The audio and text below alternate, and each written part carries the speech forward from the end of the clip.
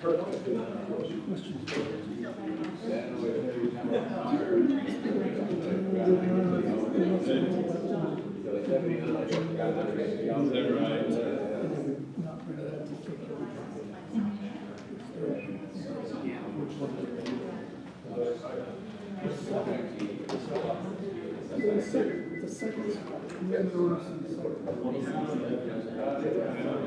reading, second.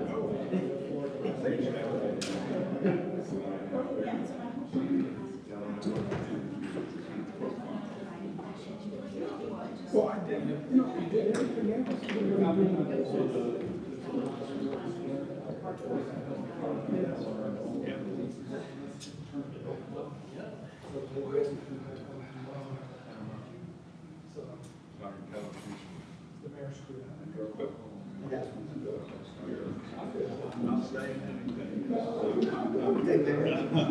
I'm chasing my words. It is only Monday, right? Am I just good? Good. Yeah.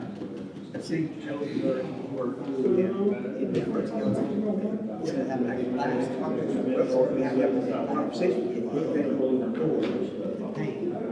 And so, I could give you a little later. Yeah. So I'll be staying late tomorrow. You just have to see to it. Seriously, you sit there and you do more pumping out those all day. They used to have one of those. That's all. Okay.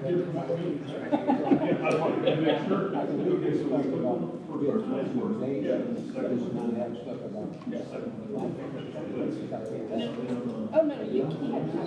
I can actually attach your supporting documents. Okay, thank you. So I can attach your plans and project documents, yeah. Yeah. So, yeah, if you have PDFs. Well, no, I mean, I have that, so I know your public notice. But if you've got whatever you can send to someone via email inquiry, if they're interested in bidding, those files, I can also attach. No, this is Doesn't matter. We'll have a luncheon. We'll get it out. Here, just 14. We're way ahead of schedule.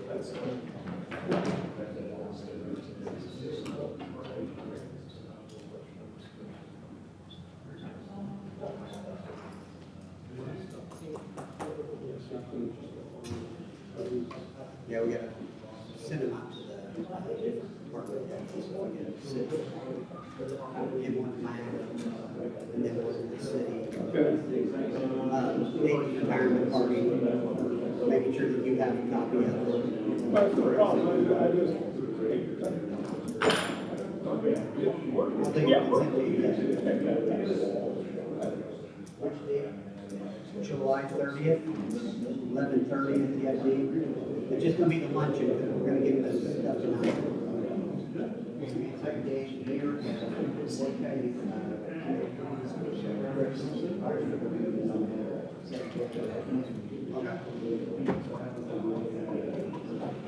Let's see, 9. I don't think Dave will care. Well, you know what I mean? Just he's not there. He already set up his agenda. Hey, Mac, I won't be in Ireland, so I won't even know.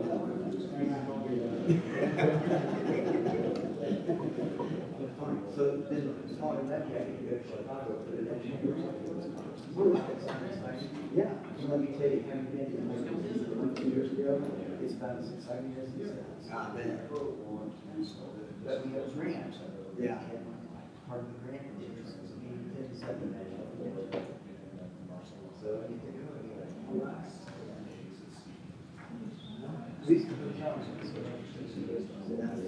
That's good. You don't have to come out, which is good. Yeah. 2 years ago, the hotel we used to stay in was the West End, which was like one. So I went on a trip back and I got one bedroom suite hotel directly across the street from West End is the room there in the Lynchburg really at the airport hotel. Yeah. Places like that, I don't know. Yeah.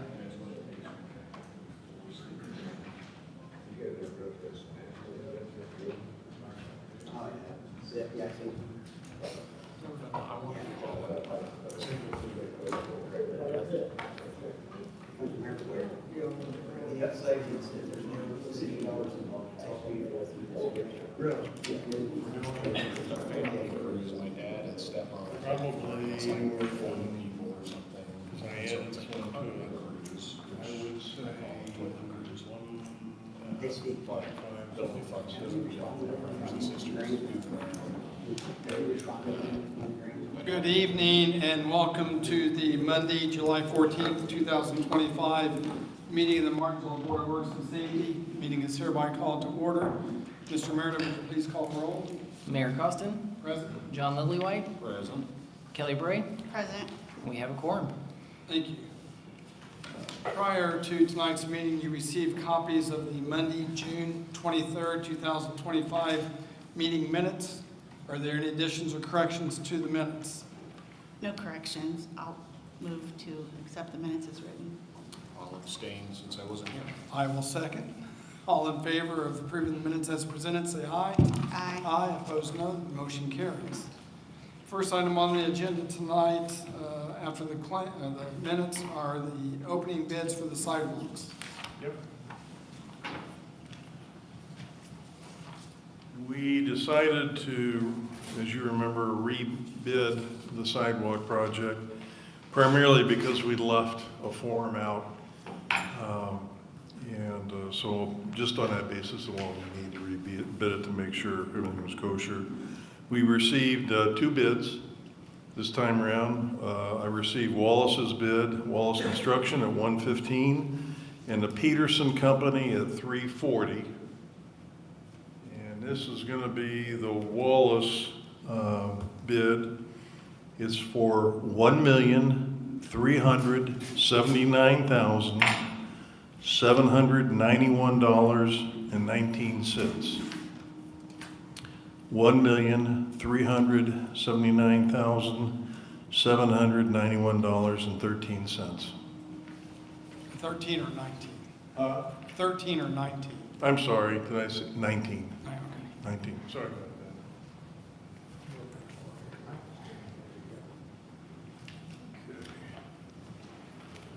that. Okay, this is the Peterson Company. Their bid is for $1,612,927 even. $1,612,927. I asked that we be allowed to take it under advisement. We'll come back to you at the next meeting and let you know what we found. Thank you. Yeah. Chief Lang?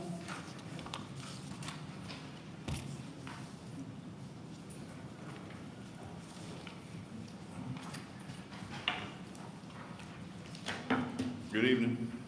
I'm here to talk about fleet and a never ending saga of the fleet.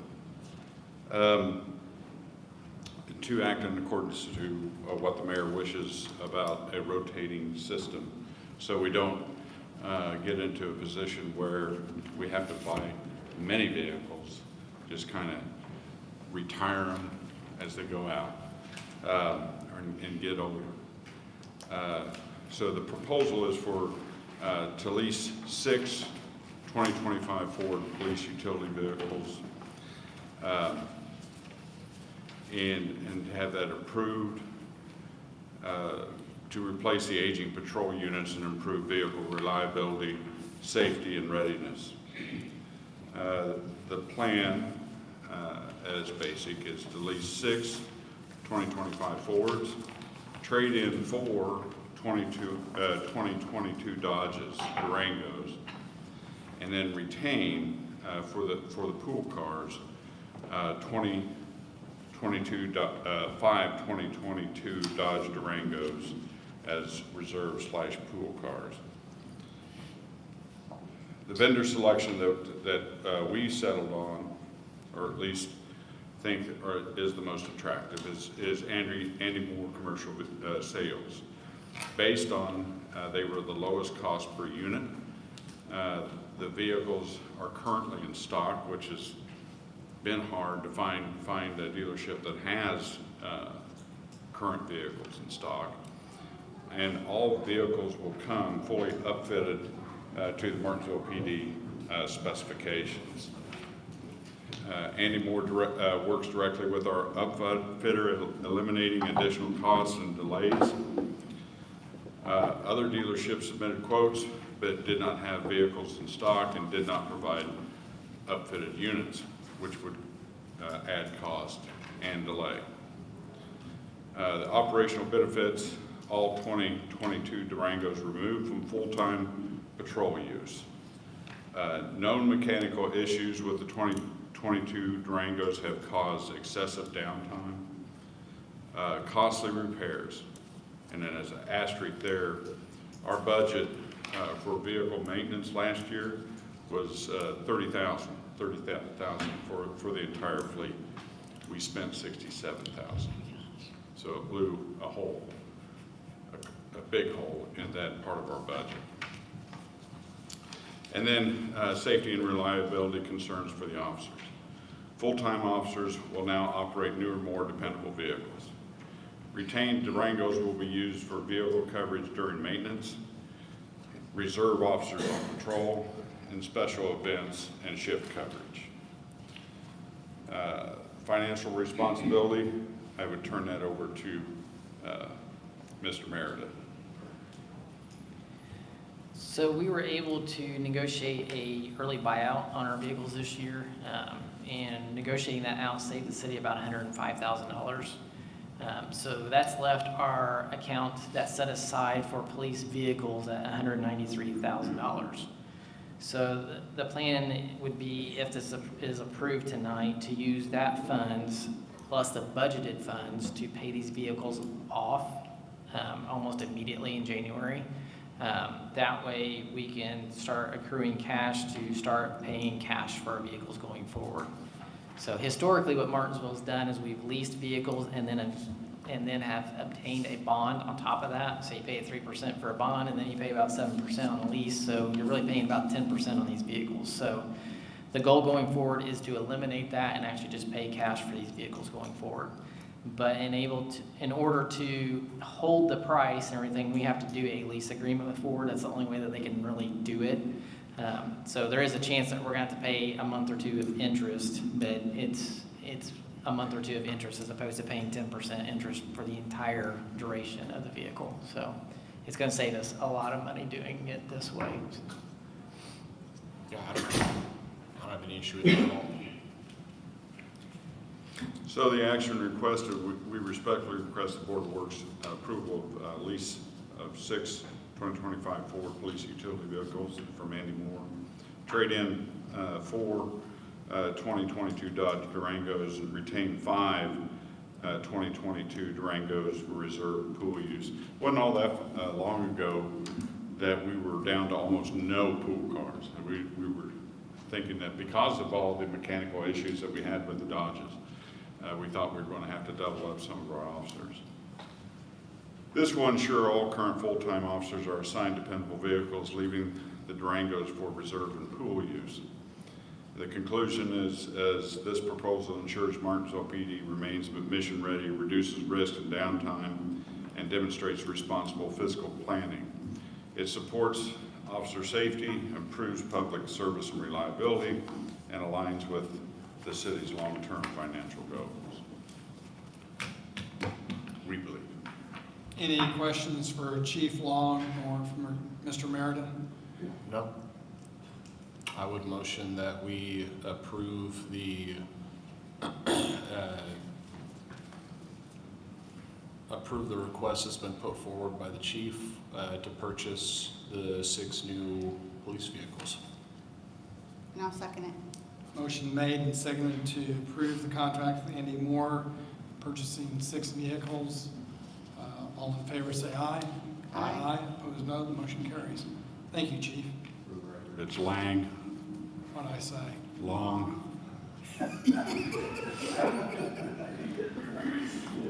I mean,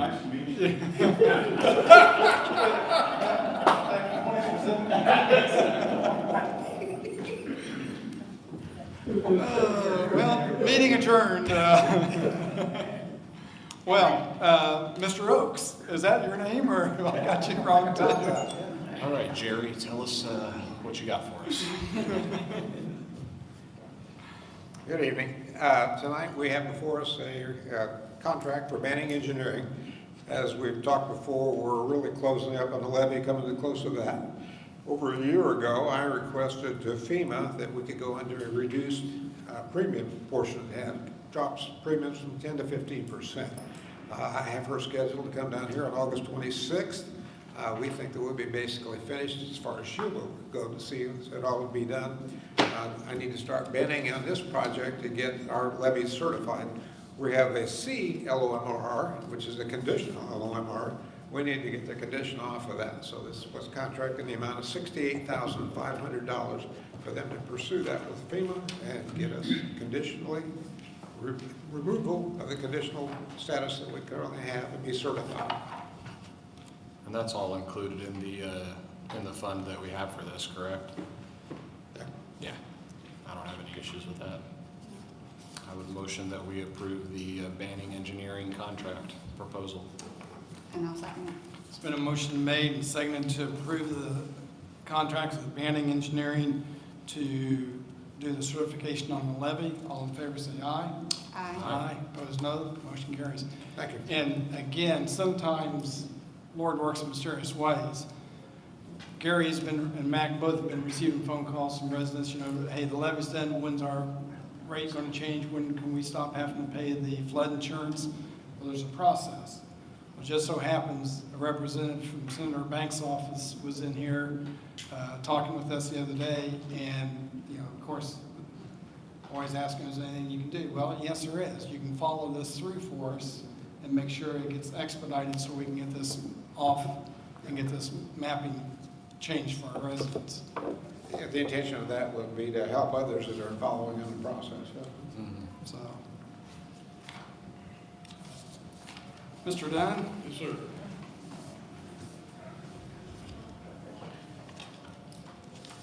Got two things. If the city's going to continue to collect leaves in the fall, which is something that we believe we need to continue to do just for the aesthetics of the city, keep people from burning them, keep them from getting into our storm sewers, it takes equipment. Right now we have two leaf vacs. The one, it's a box truck that follows the machine, and it was used when we got it. We'd had it for 25 years. It looks like the Beverly Hillbillies own it. It is pathetic. And forget how it looks, it just is not functioning properly. It's worn out. The other unit is steel. We can't keep a clutch in it. So it's down more than it's working. And again, this unit we've had for over 25 years. So we've gotten our money's worth out of it. We're looking at a new unit. It's got a 75 horsepower diesel engine that I honestly believe would empty White River. I mean, this thing it's a beast. It's a tandem axle. It'll hold 24,000 pounds of leaves. And that's a lot of leaves. So what you have in front of you is a contract. It is a source well contract, which means it meets all of the requirements for bidding. It's a negotiated net price of $143,981.40. And I would really appreciate if you would approve that. We have the money to pay for it. Any questions? No, I don't have any questions on that.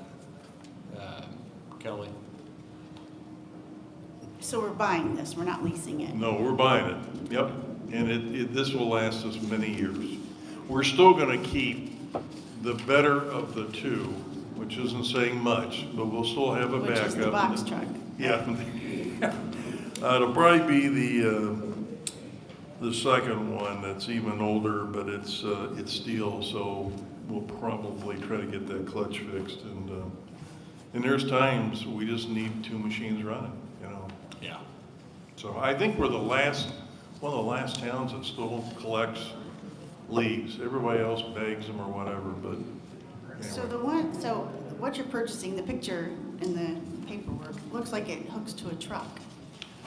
Yeah, it's not drivable. You do hook this thing to a truck, Okay. absolutely, yeah. They have one where you can pay even more, and there's a control panel, the guy's sitting there, and you try to do it automatically. Those things never work. You really need a guy driving a truck, guy or gal driving a truck, and someone that's just manually doing it. That's the best way to really get the leaves up. Right. So, but it's quite a machine. No, I don't have any issue with it. I would motion that we approve the purchase of the leaf collector. I'll second the motion.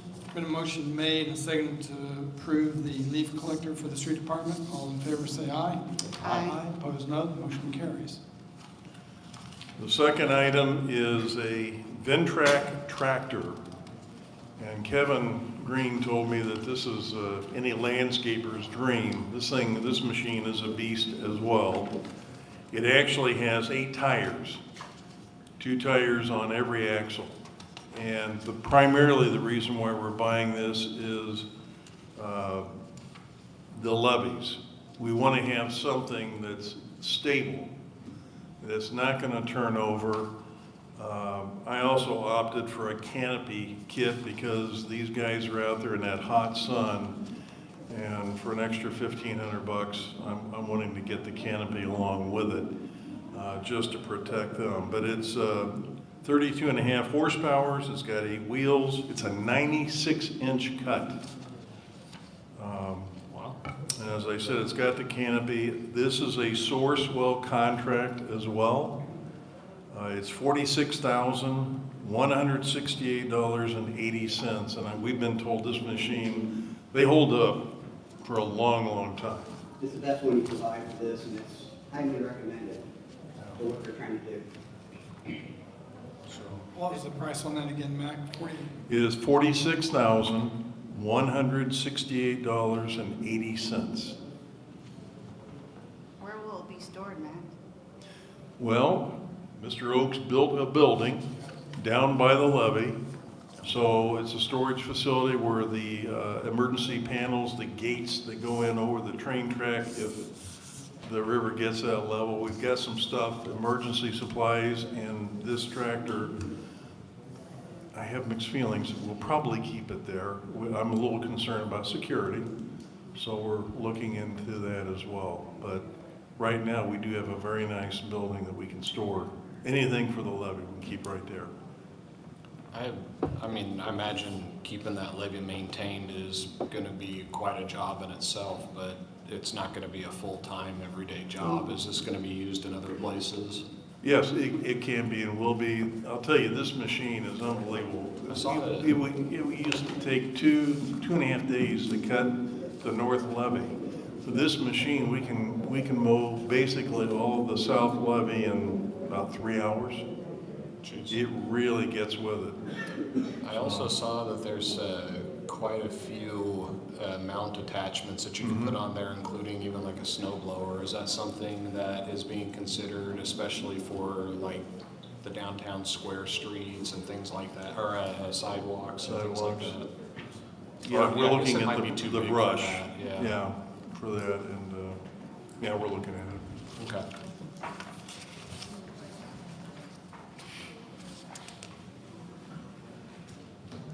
Any other questions for Mr. Dunn? There's a budget for this as well, I guess. What's that? I'm sorry. This is, Yes, Sourcewell? Yes. Yes, meets all the bidding requirements. yes, thank you. I'll make a motion that we consider the quote for the tractor. Did you say that we consider it or? Sorry, that we approve it. Then I would second that motion. The motion made and seconded to approve the purchase of the Ventrac tractor for $46,168. All in favor, say aye. Aye. Aye. Opposed, no. The motion carries. Thank you. Tonight we have 10 sewer adjustments. 810 Prospect Street, $218.44. 939 East Jackson Street, $127.23. 510 North Main Street, $226.32. 789 North Mulberry Street, $69.82. 390 West Douglas Street, $179.03. 47 Meredith Place, $190.30. 1190 South Main Street, $51.80. 1630 Plantation Drive, $115.98. 365 Byron Boulevard, $41.66. And 950 Cloverleaf Court, $1,744.17. Are there any questions or comments? No, I don't have any questions. All of them appear to be first time. One is a carryover from the first time, so I would motion that we approve them as presented. And I'll second it. The motion made and seconded to approve the sewer adjustments as presented. All in favor say aye. Aye. Aye, opposed no. Motion carries. Next regular meeting of the Board of Works and Safety will be on Monday, July 28th at 6:30 here in the council chambers. We are adjourned.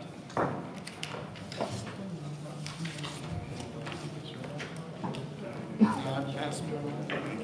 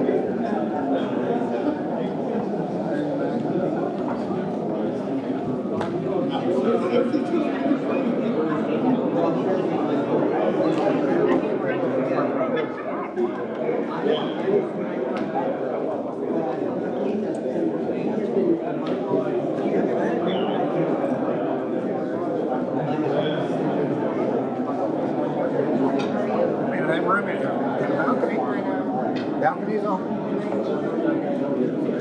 You'll get the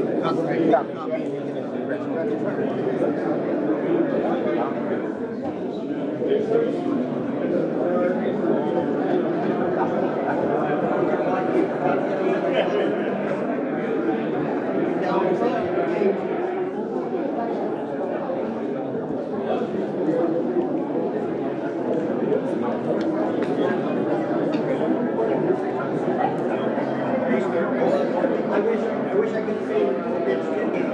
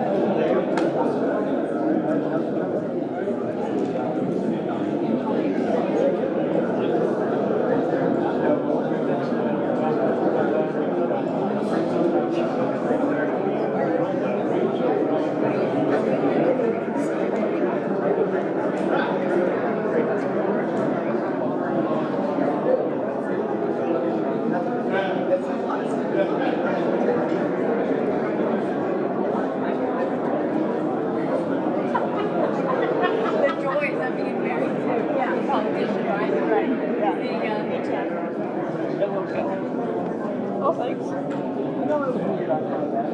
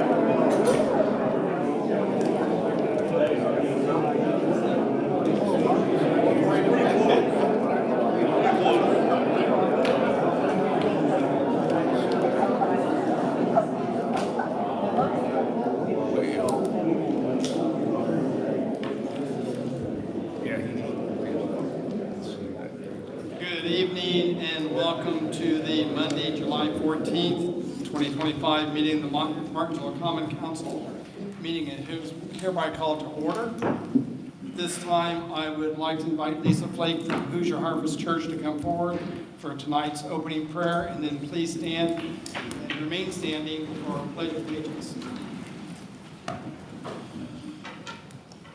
Father, we thank you for this beautiful day you've given us. God, we thank you that you're a God who is sovereign and holy and loving.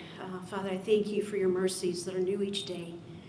Lord, as we begin this evening, Father, my heart, and I believe our hearts just continue to go out to those in Kerrville, Texas. Lord, we lift that city before you, God.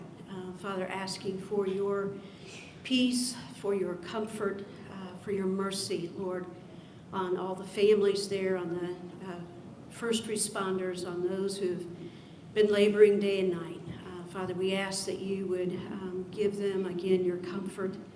Lord, I pray for endurance, Jesus, as they just do the long, hard, difficult work that yet lies before them. Father, we thank you, Lord, for your favor on us in this community. God, we thank you. That you are merciful, that you're kind to us. Lord, we thank you that you are the one who has all authority, and Lord, that you have given authority to this council here in Martinsville, to the various servants in leadership roles, Lord, throughout the fire department, police departments, Lord, parks and recreation, different areas related to public works. Jesus, for the planning, Lord, we know that we are under your authority. And so, Father, we just humble ourselves this evening, God, to come before you, asking for your wisdom, Lord, asking for your understanding. Father, I pray for your guidance and counsel, Lord, that this city would be well positioned, Father, for the future. Jesus, only you know exactly what the future holds. But Father, I thank you that you give that wisdom and counsel to those who are willing to seek you. Father, we do pray for your favor, God, on your public servants, Lord, who give so selflessly of themselves. Father, for those who, serve oftentimes even around the clock, Lord, We pray that you would again strengthen them, uphold them. Father, give endurance when they're on long shifts and having sleepless nights. Father, I pray that you would, give a special wisdom, Lord, to this council, to planning committees, to engineering committees, Lord, that are looking toward the future, Father, to, again, build and resource and equip this city with favor, Father, that comes from your wisdom. Lord, I thank you that even as we ask for favor, you ask us to do good and to do what is right, to love mercy, and to walk humbly with you, God. Father, help us, Lord, to carry out these things, these duties that you request and even require of us. Father, again, I praise you for this day. Lord, I thank you for each individual that is here and those who could not be here. But our public servants in this city that continue to give of themselves for the prosperity of this city. Lord, I pray that you would watch over this meeting tonight. Lord, guide and direct each thought. Father, help each item that needs to be resolved tonight to be wisely dealt with. And Jesus, I pray that you would, just continue to bring this city into a greater place of lawfulness, Lord, of righteousness and of goodness, Lord, that we would not only be blessed here, but that we would bless those who come through and enjoy our city. In Jesus' name, amen. To the flag of the United States of America and to the republic for which it stands, one nation, under God, indivisible, with liberty and justice for all. Thank you, Lisa. Mr. Merida, would you please call roll? John Badger. Present. Susie Lips. Present. Ben Mahan. Josh Farron. Present. Ann Miller. Present. Bill Deckard Sr. Present. Bill Deckard II. Present. Mayor, we have a quorum. Okay. Prior to tonight's meeting, you each received the minutes from the Monday, June 23rd, 2025 meeting. Are there any additions or corrections to the minutes?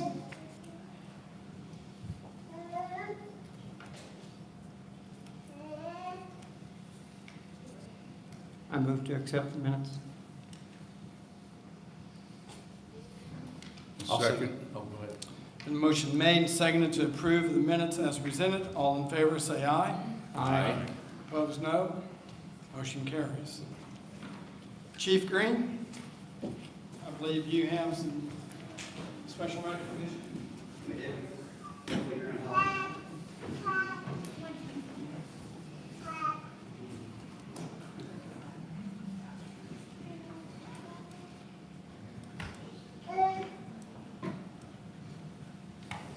Well, we do have special recognition for someone this evening that's put in many years here at the city, and we're trying to debate whether he really deserved it or not. So for those of you that work with him, you probably wonder too. But for public service for 33 years here with the Martinsville Fire Department, David Stans.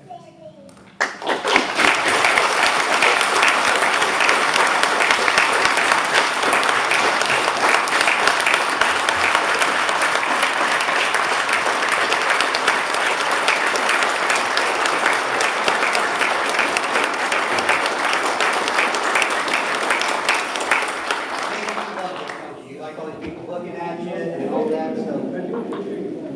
Well, I'll tell you what, when I came down to the fire department and we got a chance to go over to the new station, we got to work together side by side quite a bit, didn't we? We got some good stories, we'll leave them there. We always decided that some really great stories there, but I've learned a tremendous amount from this man right here. Somebody that's really calm under pressure. We always said that if you need a pump truck, or truck pump, here's your guy, and luckily we have some other guys in the fire department that he's instilled his knowledge on, and we're grateful for that. but just to know that you had a solid fireman for this city for 33 years is amazing. I think it's a true testament to who this person is when, if I would ask for all the firemen, retired firemen, to just stand in the room and those who will look around and see, because there's a lot of them. Stand up. Old retired guys, stand up, come on. Stand up over here, you guys firemen, stand up.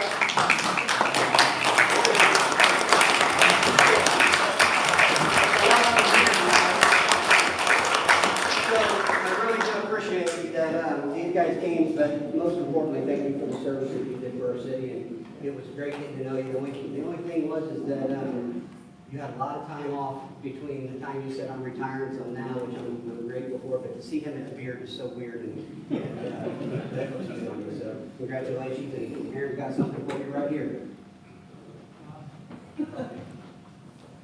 Take hold of that. This is something that we do for retirees. I want to say that we get some really special help from Junior Blondell, and I think his son's going to be helping us when Junior retires. But they put together the acts.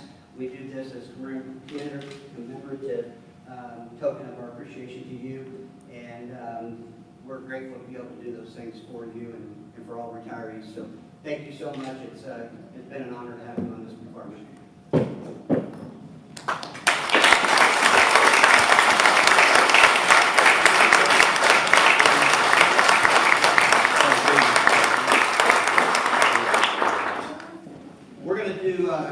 Three swearing in ceremony here real quick, and our first one, I believe, is William Berwick. Would you come on up? I will tell you that if this is your family member up here, please come up. Come up here and get a picture. Do you want somebody to hold Bible for you? Would you like your family to come up? Yeah. Bring them up. Family, come on up. Come on. Come on. You're like 2 years from retirement. Come on up here.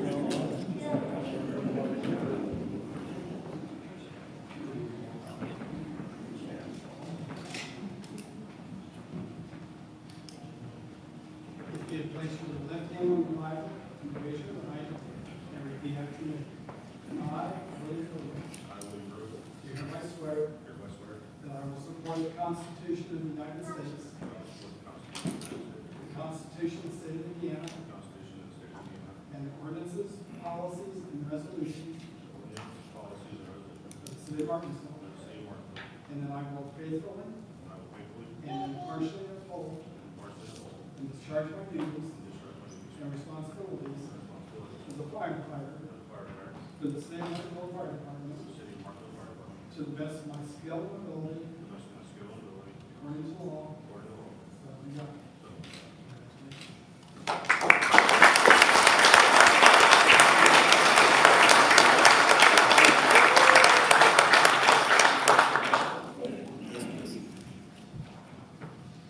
As he's signing that paperwork, Davey, it feels better to be on that side right now, doesn't it? Yeah. It's going at that time. Kyle, if you want to bring your family up.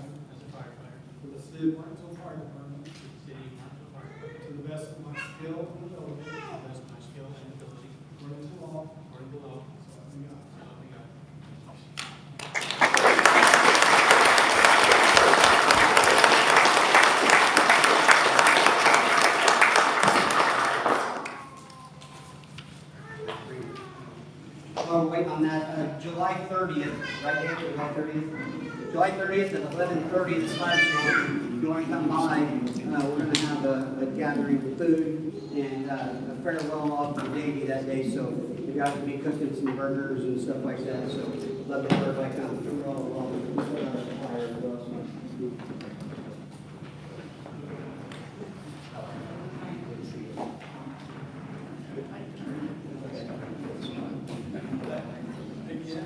You will place your left hand on the Bible, raise your right hand. Repeat after me. I, Matt Dalton. Hereby swear. I will support the Constitution of the United States. The Constitution of the State of Indiana. And the ordinances, policies, and resolutions of the City of Martinsville. And that I will faithfully and impartially uphold and discharge my duties and responsibilities as a firefighter for the City of Martinsville Fire Department to the best of my skill and ability, according to law.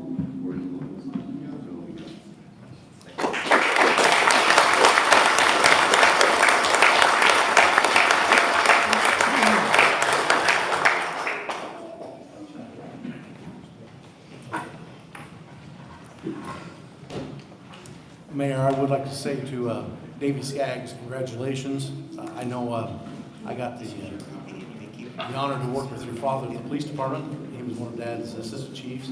I believe Dad hired you in the fire department. And, you know, if you know one, you know the other. The only difference was Fuzz wore the law enforcement uniform and you wore a firefighter's uniform. But congratulations.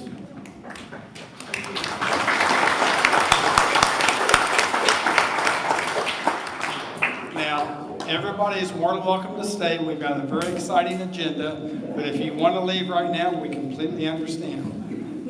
But if you don't leave now, you've got to stay to the end. See you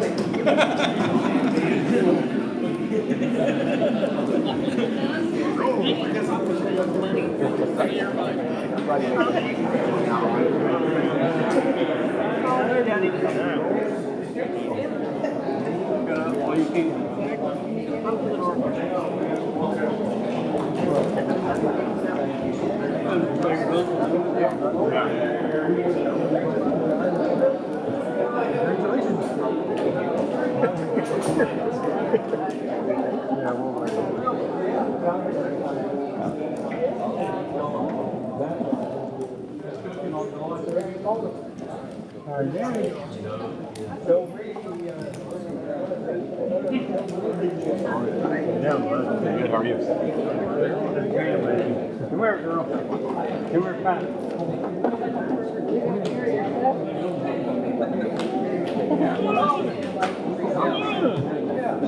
Thanks, guys, for coming. Everybody Hi, Chad. How are you? How you been? Don't plan on changing anything? Yeah, no.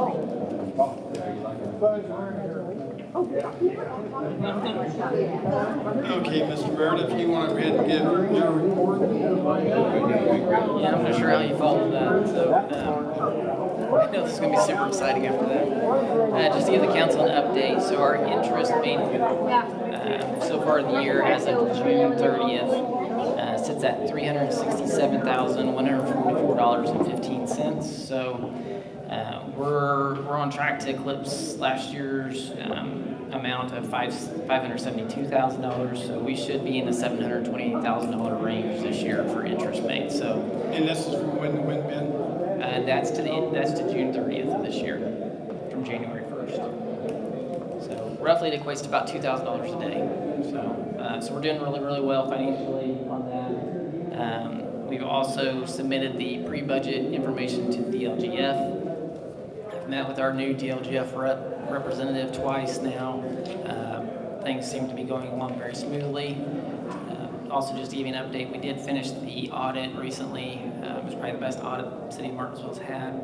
So things are progressing very, very well. Also working with IERC, we just completed our annual report to them. So they were very pleased with that report as well. So things are moving along well, having a good year. Hope to continue on that trend. So that's the Cliff Note version, because again, I had to follow a lot more entertaining section than that. Can I go before them next time? Because that's really hard to follow up on. And I'm going to hop on the back of you there. I received a report from Bob Strader for our building department, and this is from January 1 of 2021 to July 9th of 2025. As far as fees collected through their office, it was $1,543,379. So our city has been very busy growing and collecting. These are for building fees, the AT&T fiber bin put in, so various things that goes through Bob's office. So again, a little over $1.5 million. So we need to conduct a public hearing this evening, so therefore, without objection, the council will be in recess for the purpose of conducting the public hearing. So the public hearing is in for ordinance 2025-1901, amended ordinance setting salaries. Mr. Coffey. Yeah, so this evening at your public meeting, just to bring everyone kind of up to date, for the 2025 salary ordinance that was passed last year pertaining to Martinsville City Court. The current ordinance has in that a position and payment for a part-time clerk and also for a bailiff. But those are the only two employee designations that we have in the 2025 salary ordinance at this time. So in moving forward with City Court, there is a desire and a need to add a full-time position. And so that is what the ordinance of 2025-1901 is up for consideration. This evening we do have with us to speak for the ordinance, the permanent pro tem of the City Court, Grace Terrell. And so she'll be presenting what it is she's looking to do as the pro tem of the City Court at this time. And then after we conclude the public hearing, it'll be up for first reading this evening. Before Judge Terrell comes up, are there any questions for Dale? Judge Terrell? If I can approach, I have some documents for each of you. That's okay.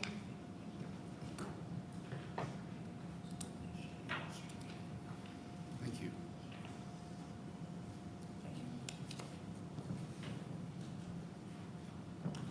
Thank you.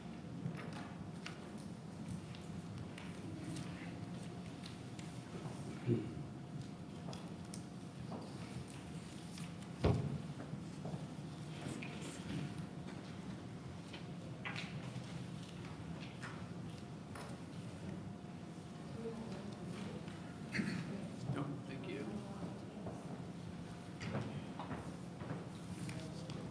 Did I get everyone? Judge Terrell, you might give a copy to Matt, because we'll probably need to post these with the minutes, correct? Yeah, they'll have to be connected.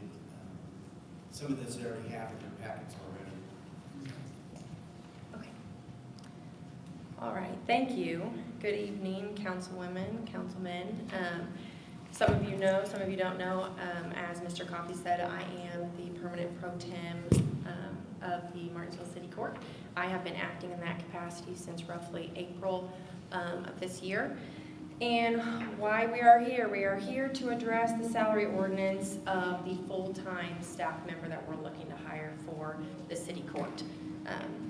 The proposal you were submitted for tonight's agenda is $21 to $24 in range. Around June 5th of this year, I had submitted my own salary ordinance to the city in hopes that it would be on the agenda for tonight for proposal. Unfortunately, that is not the one that is proposed to you, so I have prepared the one that I submitted to the city to be prepared, and that one is the top sheet you have there of those 3 papers. The city court is asking that we be able to pay our full-time staff member up to an amount of $27. And there are various reasons we believe that this full-time city court clerk should be paid a bit of a premium level for a clerk position, and I'm going to get into that tonight. Some of you probably don't know the status of the city court, and so I'm going to be brief and express some of the issues that we've been presented in the last couple months during my time as pro tem. So when I took the pro tem bench, the city court was in disarray. We are not up to state standards as far as records retention. We have, for some reason or another, the past administration did not want to get on a cloud-based case management system, which is what all of our different courts around the state are on, and that is a very big task. So we have not done that up until this point, and now we have only until December to get on that cloud-based system. Unfortunately, Odyssey is the name of the cloud-based system, and unfortunately, they're unable to get to us until September. So this has presented an issue, along with the fact that we only had one part-time staff member to the court. So we have a lot of backlog in court cases and filings and BMV suspensions and things like that. In addition to that, we are all paper-based. We have an online management system, but it's not cloud-based, and it's very antiquated and hard to access. So a lot of our tickets are all paper. So we need to go paperless. We need to get on a cloud-based system that's in compliance with state standards, and we need to really do all of this before December of this year. It was not possible for our part-time staff member, Becky Toomey, to do this. She was overwhelmed, and she actually left the office in the middle of the end of May, early June, and that presented a huge problem. We didn't have any staff. So Cheryl Heimer, the former full-time clerk, came back graciously to help me just kind of keep things afloat, and that's where we've been for the last couple months. She took over Becky's rate of pay, which is $27.50 at a part-time part-time rate. I have talked with various cities, and they have multiple staff members full-time. Franklin, for example, has 4 full-time clerks, 1 part-time clerk, and we're not as big as Franklin. I don't think that we need that many clerks, but we need a really good clerk to do the job of a couple of clerks, and I think it's totally possible. And we would like to keep our part-time person as well, just so we have somebody to cover for our full-time. So my request is that the court have the ability to pay the full-time clerk up to $27 an hour. Like I said, the current part-time clerk makes $27.56 an hour. A few months back, I had a meeting with the clerk treasurer, the mayor, a couple different county officials, Mr. Phil Deckard, about how imperative it was that we got someone full-time who was already Odyssey trained, legal trained, who had the requisite experience, who could crank these to-do items out very quickly. We were very lucky to find not 1, but 3 candidates who were able to do this, all of which were former paralegals or court-trained staff. We chose one, and she's here tonight. Her name is Amy Baker, and I believe that she is well qualified and deserving of this rate. I am not saying that we want to start her out at $27 an hour, but we would like the flexibility to incentivize good work. For one, she will be the only one most of the time in that office. She has to be a self-starter, she has to be unsupervised, and that comes with a level of accountability and vetting that should match what the pay is. Number 2, she has to do all the duties of court prep, court docket prep, legal research, assisting me, and then in addition, taking all the staff, all the phone calls of the city members, doing the tickets. She has to hold sensitive information, social security numbers, driver's license numbers, and she right now is our only person who's gonna be able to do that. Cheryl has said she would be willing to stay and train her for a couple weeks, but we may be in a position where we only have 1 full-time staff member in the city court for a time until we can get a part-time staff. I think those items justify paying her a little bit more than what some other clerks may be paid, because she's gonna be alone and she's gonna bear a majority of the responsibility. She'll be doing multiple people's jobs in one. Additionally, we're behind in the reconciliation. I've had lots of talks with Ben, and our budget has not reconciled, or our numbers have not reconciled for a while. I was looking for somebody who had experience with financials, who could do that, who could help me with the budget prep. Amy has that experience. She has 10 years of paralegal experience in addition to court experience, being the court clerk of Superior Court too. I think that she is more equivalent to an executive assistant or a paralegal than that of the basic clerk, the clerk title that we sometimes give. A lot of times you'll have multiple clerks. We have one clerk here who is essentially my paralegal or executive assistant. If you look at the second sheet of paper I gave you, it shows the average hourly salary for an Indiana paralegal. We've got one of $27 an hour. We've got one of $29 an hour.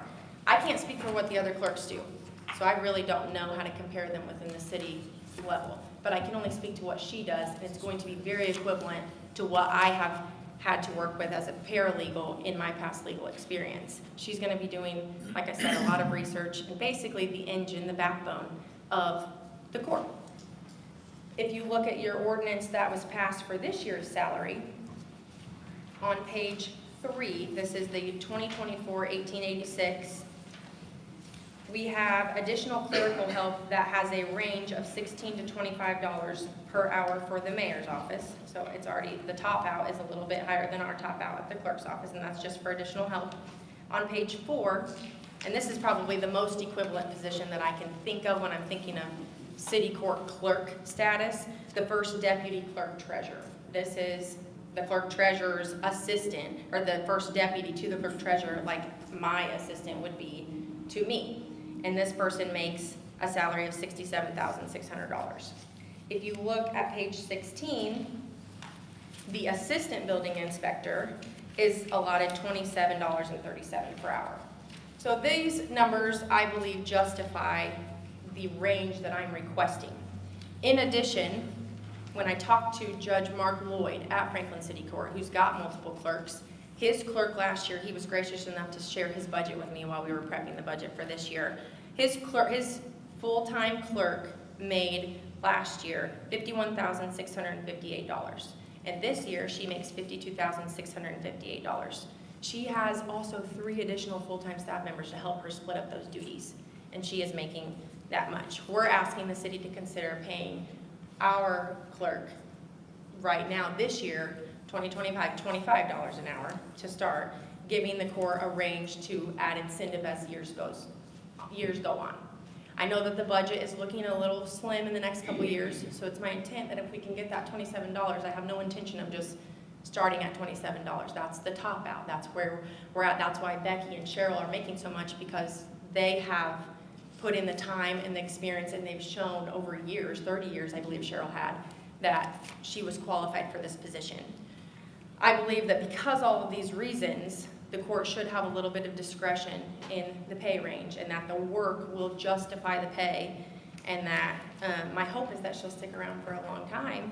But she has shown with her application, her interview, a lot of her qualifications that she has earned this type of rate of pay, and we would request that because of the big job at hand, that you all consider giving the court discretion to pay her and future clerks up to $27 an hour. Any questions?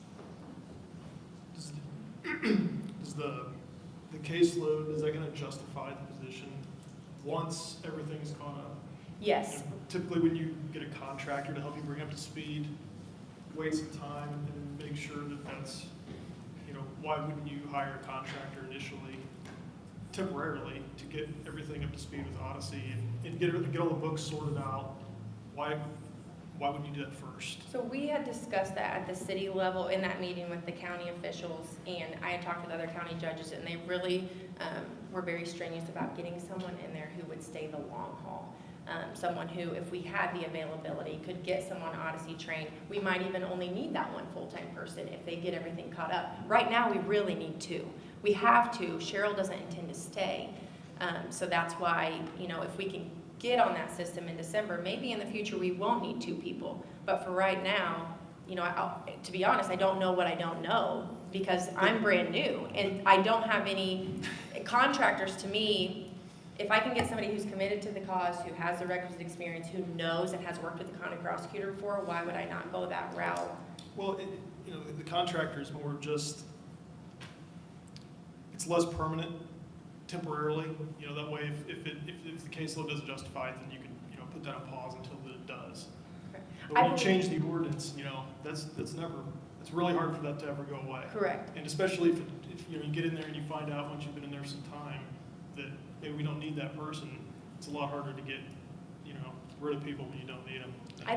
I think our caseload definitely justifies 2 people. It's just, I don't know how soon we're gonna get 2 people. It definitely justifies the full-time staff member. We've historically always, throughout fluctuation of how many tickets we've had or not, we've always needed 2 people, and we've always had 1 full-time person and 1 part-time person. And that part-time person was at 15, 20 hours. Right now, our part-time people are maxing out. So I know we need the full-time person at minimum, and that's really the primary request I have tonight.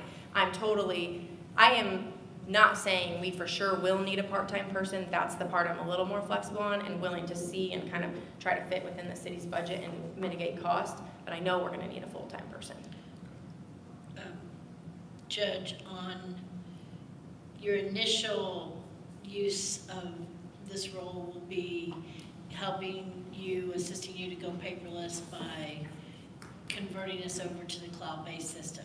That's your primary first initial goal, right? That is not the first initial goal of this role. This role is to be the clerk of the court and do court hearings, court docket, records retention, prepping court docket, handling, taking payment for tickets. Basically, everything that the court function does, that's the role of this person. But the hot ticket item that is going to take a majority of our time and is that the most imperative for us to get on state standards is to get on that cloud-based system. That will be the majority of her work the first 3 or 4 months. So the budget prep, the records retention, court prep, docket prep, sensitive info, handling all that, that's never going to go away. That is never going to go That's away. always going to be there. Correct. So it's just the other portion of the transferring that you have a range between September and December to get that window wiped out, but then this other will continue to be there. Correct, and I think that probably my answer to that better answers your question, Mr. Mahan. Those jobs will never go away. It's just, we needed someone who was trained in this specific area that eliminated the need for the contractor. So now she can do all of it. It's great. It was like something wonderful fell into our lap because the other judges and I, in the discussion with Mr. Deckard, we were worried we were not going to find someone trained in this, and we were going to have to look at contractors. But we were lucky enough to have 3 former paralegals who had been Odyssey trained and who had inputted info into Odyssey before. So we kind of hit the jackpot. But yes, those job duties are never going to change. We're always going to need someone to do that. A contractor would not suffice for those jobs. The contractor's more to get you up to speed with Yes. Odyssey. Yes. You know, if that person can dual role, I would do that first, but that's. We're a bit on Odyssey's timetable. I'd like to do it yesterday, but we can't do it until they give us the blessing and come train us, which is in September. And that's why we only have 3 months, because our old system is going to be extinguished in December. Council, and Your Honor, if I could interject too, my years of experience here with the city, we've always had 2, full-time and part-time, until we made that change when they decided they wanted 1. And I think that put us in a big bind to begin with. The hours aren't covered. I'm willing to guess that she'll be working Monday through Friday, correct? Yes. So we'll have a full-time staff. We're not having that currently going on. That was part of the problems. No one answering the calls, taking the calls. The county got tired of getting the calls as well, and I know Ben was at the city. And the county was so gracious, Stephen, they were starting to give my number out for me to take the complaints to city court, because I don't have anything to do this, but we're trying to work on the problem. It's always functioned quite well with the full-time and part-time, and I think what you get into the problem is if it takes a full-time, takes a vacation, if you take a couple weeks off, now you've got 2 weeks worth of court backed up, and that's a problem.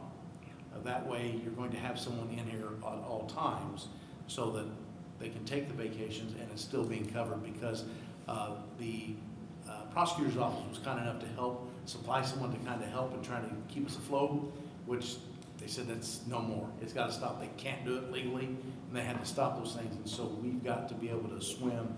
And I know she looked at the contract, and there was a time crunch there, and also it was going to cost a fair amount of money to get them to come in to do that.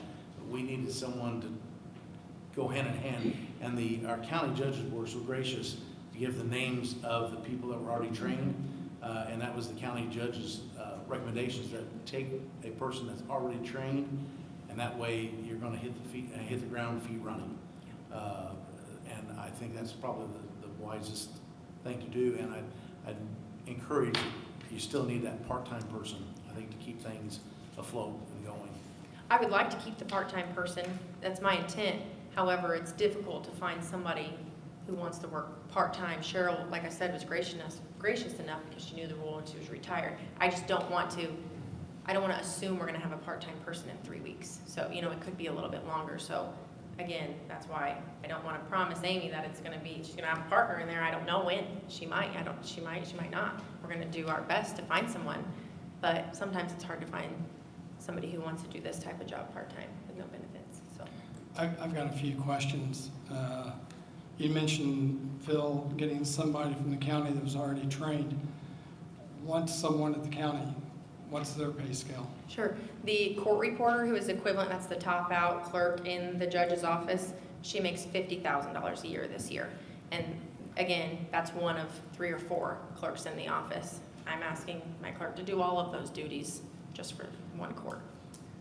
Okay, so 50,000 divided by the 2080 figures to be $24.38. Yeah. Okay. Second question, we've got to be done by end of the year. What happens if we're not? And this may be a question between Ben and Grace. So from my understanding, we have to be transitioned by the end of the year. We can be using Odyssey, but Ben's brother has let me know that he was in talks with our old system and they don't talk to one another. We will have to have someone manually input all of the tickets from the one system to the other. There's not a way to do it otherwise. Will that be new ones coming on or the old The new ones ones coming on will go straight to the new system, but any old ones you have to keep, for certain different types of cases, you have to keep records so far back. All of those that are open or not resolved or within the last 10 years will have to be inputted on our new system. So that will be. Did the judges say that we only had to keep back to 3 years, is that correct? It was 3 is what they thought, but in talking to some people at the state level, it's dependent upon what, like a criminal misdemeanor, it's gonna be longer than that. Okay. So the safe bet is 10. We've got a lot of papers back there in the closet. None of them have been retained, and a lot of them can go because we have some from the 80s, but that's a problem for next year. We've got to get our cases right now on the system, so. And I guess my next question would be basically for Ben. You know, Grace says that she wants to have a scale, sliding scale or whatever. What have we done in the past? I mean, if she wants to give Amy a pay raise mid-year, if it's in the salary ordinance, she doesn't have to come back for the council or anything. Is there any other department that's like that in the city? We do have scales, but yeah, in other departments, but yeah, you're correct. She would have the ability to do things within that scale throughout the year without council approval. I thought we addressed that some time ago when we put that scale in, that it's at the a budget time when they can do that request, and we weren't doing things mid-year, so we weren't having that issue, keeping your books clean and stuff. And several years ago when we started that, I thought that was addressed back then when we put that sliding scale. Yeah, and then most departments. Park employees. Yeah, most departments don't do that, but they do have scales in there. So, you know, if they did start a person below that scale, they would have the ability to do that. I would recommend that we stick with that and you do the raises at budget time and do it that way. It's cleaner with the books, and we don't have the other departments wanting to say, well, wait a minute, if they can do it, why can't we do it? Okay. In that case, then I would maybe request that it be, if you want a certain dollar amount, like a start and an end, because I did up to 27, you know, I'd request 22 to 27 or something, if that's what you're asking for. No, I And think I'm open to that. What he's saying is, don't do anything Correct, mid-year. don't do a raise mid-year. I understand that, yeah. It's not, like I can give a quarterly review and give a quarter incentive for this performance. It's not, that's not what you're wanting. You're wanting, okay, at budget time when we do, you get a $1 raise, because that's how we do it across the board. And Okay, yes, that makes That way you sense. can do your review or Correct. whatever. At the end of the year. Job review at the end, yes. Perfect. Ben, this would be a question for you. You had also at one point, when we were trying to help the situation with city courts, you had offered also supplying one of your clerks to help, and we had that battle. Do we still have a person that could possibly assist in that part-time position until she gets someone that would help so we can get records caught up and so forth, or is that no longer on the table? That person's here. We've transitioned that person to a new position. So she actually works for the building inspector now. So that would be something that could be worked out with the mayor, because technically she's, that person's now in the executive branch, but that person does have experience with key court, does have experience with all that, so yeah, that would be a possibility. That would be maybe my suggestion, if it's feasible, Mayor, just to help out, once or twice a week or something, just to help, when she's not busy with the other job that she's doing, to help until they do get on their feet and running and they are able to get a part-time and so on. That might be a possible solution. Sure. And then I had a question that, if, I talked to Judge Terrell earlier this evening, she would like to start for an employee at $25 an hour. Again, that's $1 an hour more than what we pay our other clerks. So if this goes in effect the 1st of August, and in our salary ordinance that we're going to be looking at, Pat, we're doing that in August, right, Ben? Yes, sir. Then all of our other clerks are going to get $1 a raise, so they'll be at 25. Do we freeze this person at the 25 for next year, or are you going to give that person $1 a raise after 5 months? Is it our policy that we give all the clerks the same? That was gonna be my question. I mean, are we comparing That's- apples to that's- oranges? Because we all have different Well, duties. Like a yeah. clerk, that was my point in this. This says clerk, but she does a lot of other things. So what, clerk is pretty broad. It doesn't necessarily mean everybody does the same duties. So I guess that was my confusion too. Do you give all the clerks the same amount? Because for this ordinance that I read, it seemed like there's a lot of different people who get a lot of different things. Well, the utility office, they process about 4,800 statements a month. There's 2 ladies over there, so that's 2,400 each. What's Terry process? She does a claim about every 20 minutes, so whatever that comes out to be. And so what's been the average caseload for the city court? And again, I know it's not apples to apples, but I think, don't quote me on this, but I think when Steve sent us the numbers, about a month ago, I think it was gonna be around 530 for the year, but don't quote me on that, I'm going off of memory, so. Tickets. That was what We have a lot more Steve, than the that, I believe. prosecutors for that, so I don't know what all that included, so. I believe it's more than that, but again, we'll reiterate, she's not just processing tickets, she's prepping court dockets, she's doing the records retention, she's inputting, she's also taking payments during the day, she's doing legal research for me, prepping cases. There's a lot, she's doing everything except for adjudicating the case. That's my job. She's doing everything except for adjudicating that case. That she is the engine of the city court. Without her, we wouldn't function, and we saw that 2 weeks ago. It was a standstill. I was getting calls to my cell phone, it's a mess. It's a necessary position. That functions more at an executive or administrative assistant level, like an assistant level. Well, police and fire stay on the same. Those are 2 departments, but yeah, the water department and street department, those things are different. They're underneath. I don't know. We've got different departments and different amounts. What's the council think? Degree of difficulty, even though I'm thinking of like diving, even, when somebody might earn a score, but it's based on the degree of difficulty, and it appears with the budget prep, the sensitive information, the docket, the court, the records retention, it's not just processing, she's having to seek, the degree of difficulty, the depth of knowledge is going to be, to me, more serious. Instead of doing a rote task that they do over and over based on, that particular role.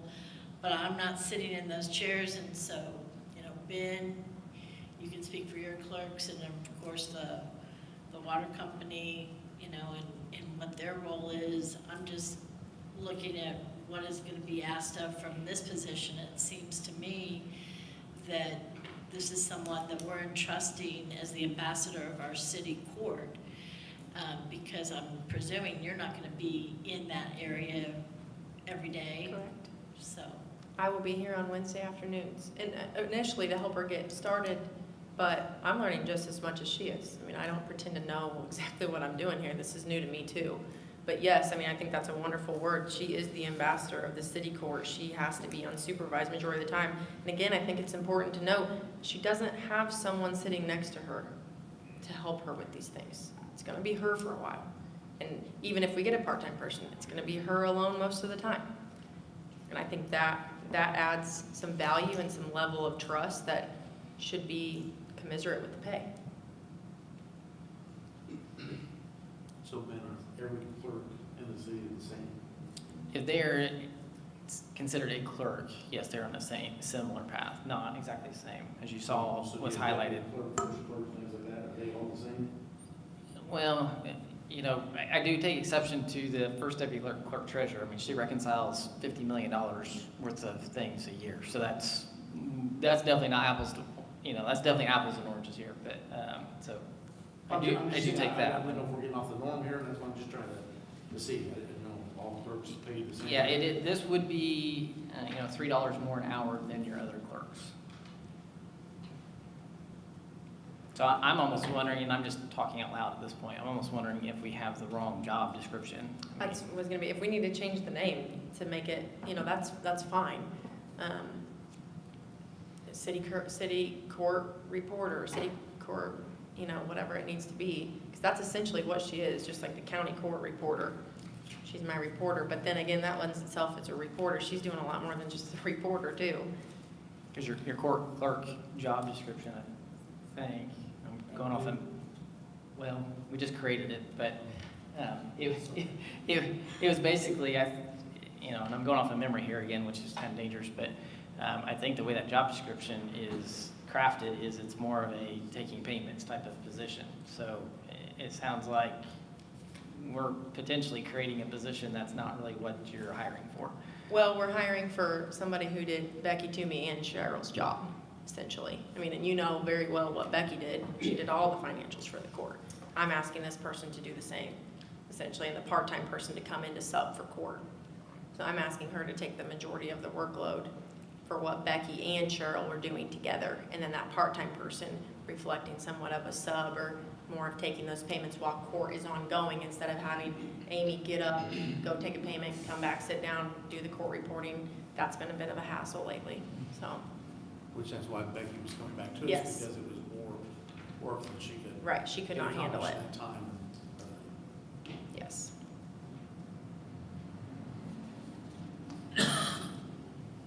So it sounds like you're gonna need a part-time person regardless. Yes.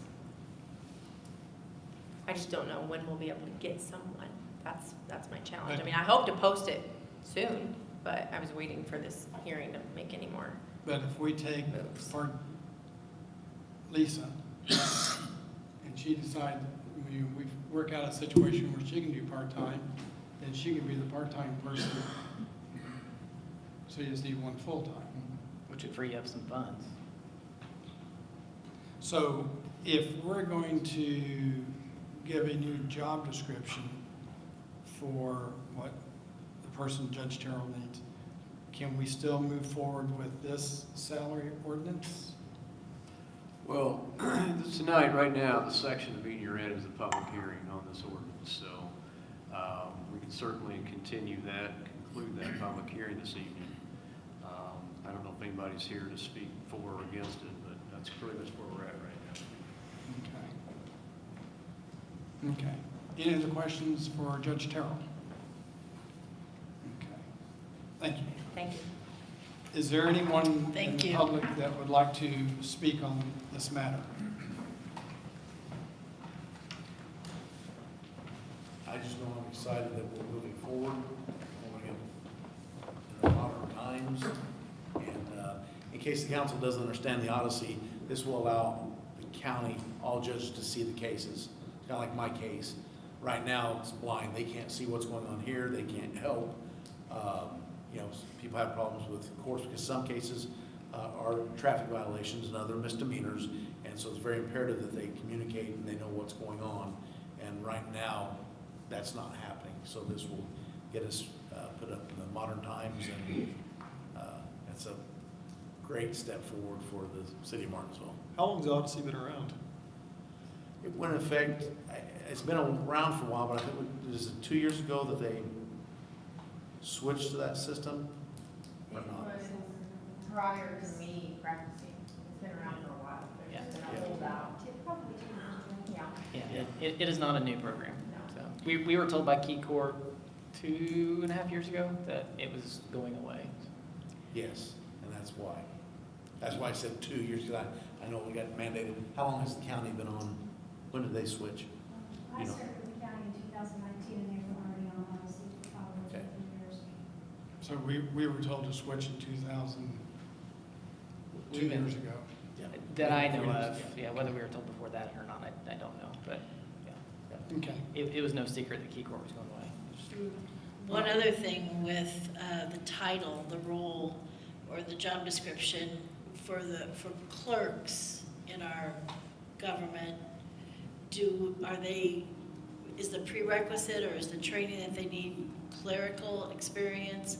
Whereas it seems with this role, there's a different kind of training and experience needed.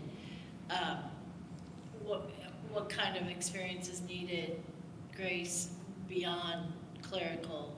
Yeah, so we were looking for someone with past paralegal experience or court experience, being a county court or city court clerk, legally trained, knowing how to read a case docket, knowing how to input a case docket, knowing how to read a probable cause affidavit. A lot of legal training is what we were looking for specifically, and what I was advised at that meeting to go out and find. And it was, like I said, it was kind of like, it was a miracle that we had the amount of people that we did applying for this job, because it does require legal knowledge and legal experience to understand the functions of the court and how it needs to move, how a case needs to move through the court. Thank you. That's Okay. Well, at this time, we will close the public hearing on ordinance 2025-1901. And without objection, the common council meeting is back in session. First item on the agenda is the reading of ordinance 2025-1901, amended ordinance setting salary. Mr. Coffey, do you have anything further to say? As your council knows, first reading this evening, unless the council would vote unanimously to consider it for approval on the first reading. If not, it would go onto your agenda for 2 weeks from now, and then certainly if there's any changes you want to see made, then obviously we would do that between now and 2 weeks from now, so we would bring back an amended ordinance for your consideration on the 28th. So, Counselor, you're recommending that we pass as is and then come back and revisit if we're in agreement to change that, or does that need to be addressed? No, I'm not recommending, I'm just saying that if you want to consider this tonight for passage, it will need to be a unanimous vote of the council to suspend the rules to do so. If, however, and you're free to do that, you're free to make amendments to it and even consider it this evening if that's what you want to do.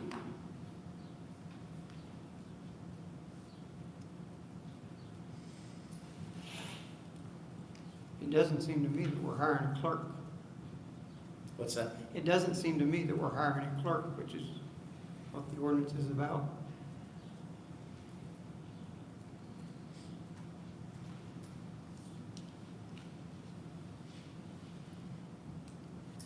we could say city court administrative assistant.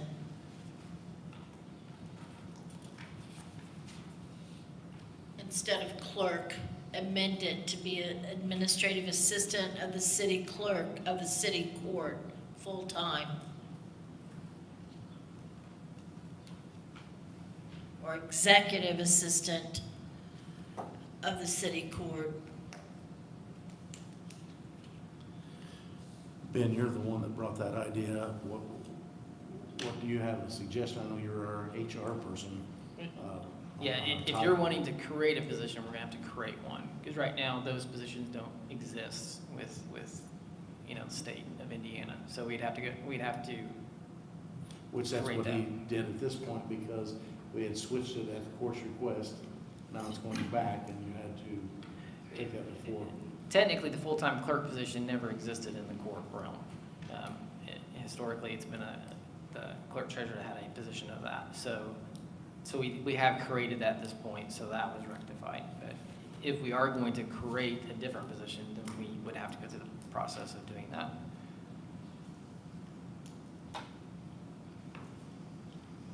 And is that going to interrupt the hiring now?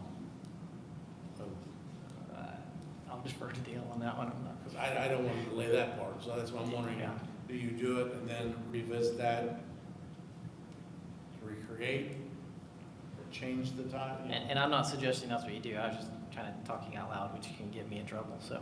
No, this is very important to know, because I don't want to do it the wrong way. I want to do it the right way, make sure we're following our guidelines, and to make sure we don't hinder the hiring of personnel so that she can get the courts rolling. I mean, with the full-time court clerk position, we had to submit that to PERV to get that as added as a position of ours. So if we're going to create another position, I would have to do the same. Can we move forward with this position and have that in the backdrop be taken care of and pursue that individually so that we can move forward with our transfer over to the cloud-based system? Because it appears that someone just can't roll into the office in September and start working on this. We're going to have some preparatory work prior to that, and we're already halfway through July.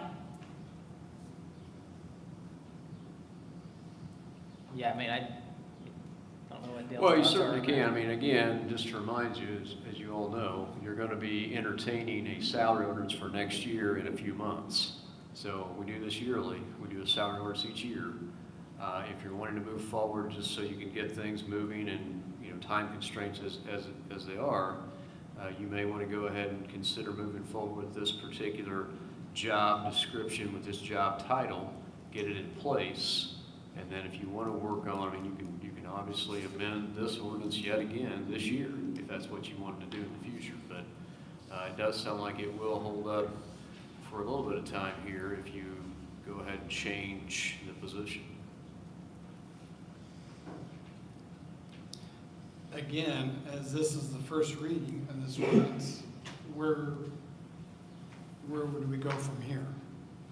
Do we just need to know we're coming back July 28th, and if we want to amend it, have something put in the agenda? Would we have to have another public hearing at that point if we amend this? You wouldn't necessarily have to have another public hearing, no. Okay. And what is that difference on that scale again? The current is, for you, the range? Are you talking what's on your agenda to opposed to? Yes, as proposed by the city.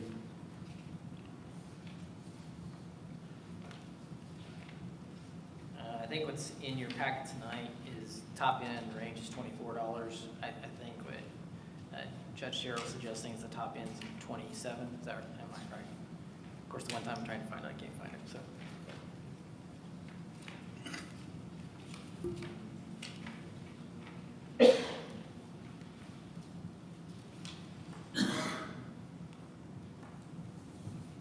Council, anyone else? Recommendations, thoughts?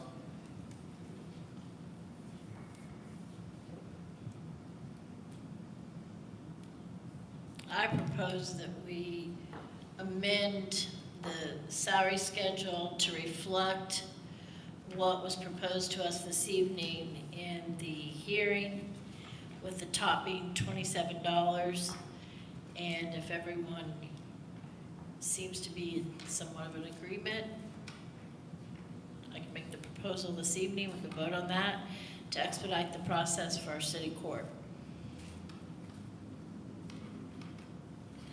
So are you making? I will make that motion. Is that two? Yeah, so you first need to consider making a motion to suspend the rules, and you'd have to vote on that.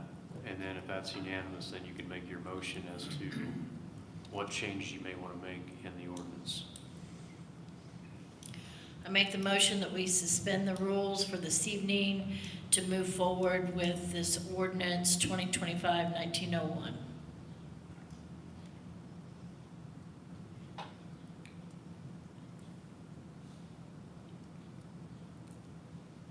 I'll second that motion.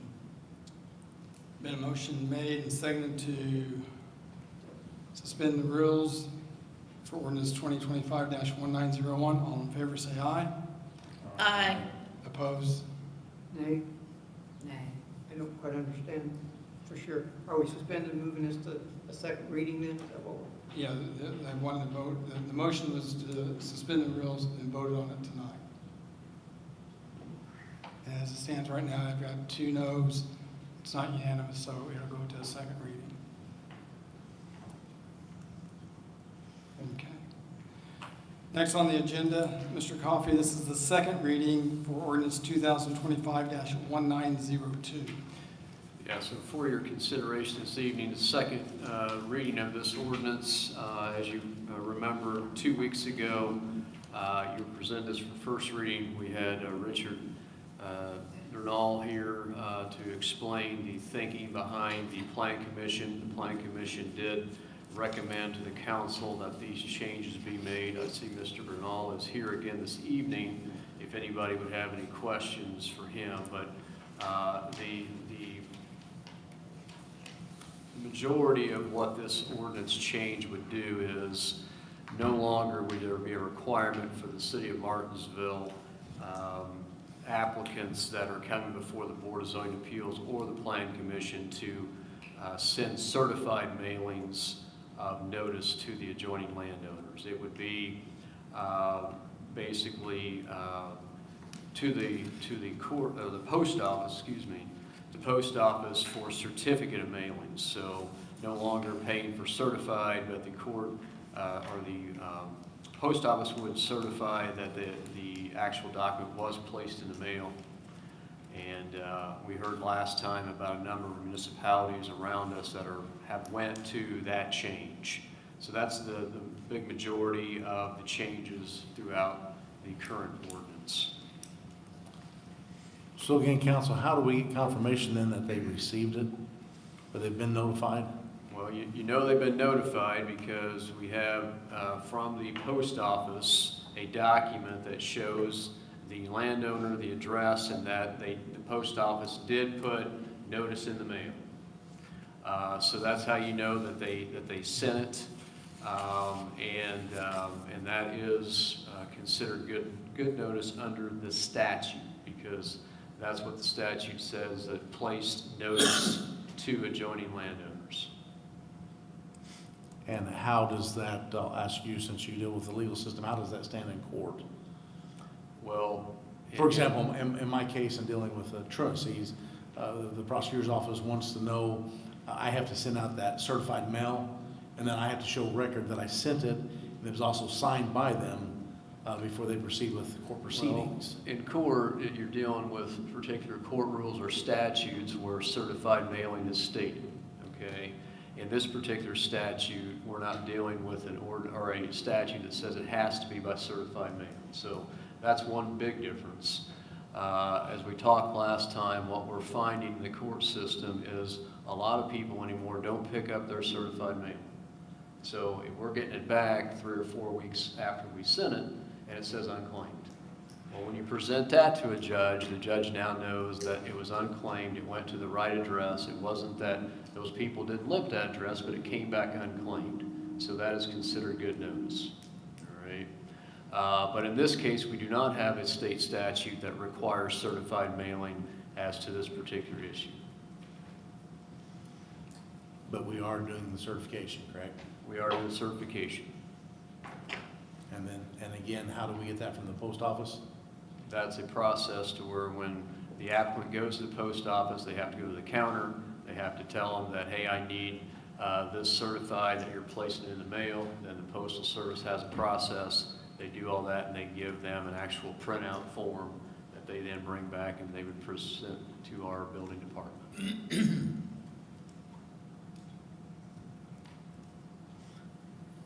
Morgan County's went with this for their plan and zoning for at least the last 5 years. It's worked well for them. I think City of Bloomington's now doing it. Monroe County, I believe, is doing it. Mr. Bernal, you found through your research a number of municipalities that are considering this at this point. Is that right? Yes, that's correct, Mr. Coffey. I had done 14 kind of random samplings from plan commissions in central Indiana, and I had found 2 that still required certified mail. Actually, Bloomington was one of them, but the documents that I saw were rather dated. So that would leave us with 1. I will point out there were 3 counties, 2 counties, 1 city, that don't require certificate of mailing even. It's simply first-class mail with a affidavit of mailing signed and notarized by the petitioner. We do require that affidavit of mailing to be signed and notified and turned in with the notification, and we're not dropping that requirement. So the only kind of outlier I saw, LaGrange County actually mails first class with no affidavit, but the county personnel handle the mailing at the petitioner's expense. So we're not trying to go to the bare bones. This is something that it started in September of last year. We had a petitioner that it was a fairly routine request, and the cost to process it, just the mailing, I believe he said the mailing was around $1,500 to $1,600. That's on top of the survey fees, recording fees for that particular petition. And ironically, over the next 2 or 3 Plan Commission meetings, we had other petitioners question if the certified mailing was actually necessary. Because in other, a lot of times the petitioner will be a surveyor or sometimes legal counsel. So they work with more Plan Commissions than just us. And so these legal notices, what do they entail? It is actually on our website, the City of Martinsville's website. They fill out a form, notice of public hearing, just a fill in the blank form. They still have the requirement to publish it in our local newspaper by a deadline prior to the meeting. The notice to interested parties section of that just states that they have to mail that same public notice to each of the landowners or interested parties. So when you request the affidavit of mailing, I'm presuming that's a hard copy with the date and all of that information on there? Yes. That's what uses like your timestamp? So the affidavit is also on our City of Martinsville website. And it outlines that the attached public hearing notice sent to each landowner adjoining and within 2 parcels or 660 feet, whichever is less. We're not changing that requirement at all. Okay. We're simply going from certified mail to certificate of mailing. Were you asking what they were, I'm sorry, I misunderstood your question. Were you asking them how they know it's? Well, I'm presuming they had to fill that out. So, I mean, they have it with them as evidence. Like you said, how will that hold up in court? He has that documentation to give, like with certified mail, you get that little slip Yes. on the end. That would be considered the documentation of evidence of mailing, correct? No, that would not, no, that's not, that's what I was trying to get at here. Yeah. I think she's wanting to know, how do we know? Just like when I send that certified mail, we get that little slip back from the post office saying it was delivered, who delivered it, the date and time, or we get the whole letter back stating undeliverable. Like people say, hey, I put it in the mail, but what evidence do we Post office is have? going to give you the address it went to and that they actually placed it in the mail. Okay. So it'll be itemized like that. Anyone else with concerns or questions on that? Thanks. Thank you. Thank you. Thank you. I would entertain a motion regarding ordinance 2025-1902, the amendment to the zoning ordinance, chapter 58, section 3. I make a motion that we pass ordinance number 25, or 2025-1902. Second. Motion made and seconded to pass the ordinance presented. All in favor, say aye. Aye. Opposed, no. No. No. Let's do a roll call vote. Mr. Merida? Grab my sheet.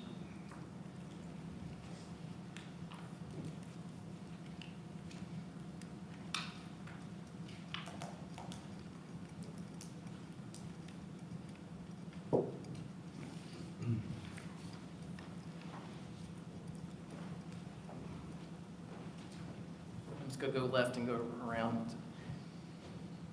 John Badger? Aye. One aye. Susie Lips? Aye. Two ayes. Ben Mahan? No. Two ayes, one nay. Josh Barron? No.